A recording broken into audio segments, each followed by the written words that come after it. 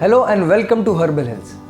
तो आज हम बात करेंगे कॉफ हिल्स टी टैबलेट्स की, जो कि खास तौर पे common cough and common cold के लिए बनाया गया है। इस नॉवेल टी को बनाना काफ़ी आसान है। बस 1 कप गर्म पानी और उसमें 2 कॉफ हिल्स टैबलेट्स डालो, अच्छे से मिक्स करो और लो, आपकी आयुर्वेदिक टी तैयार है।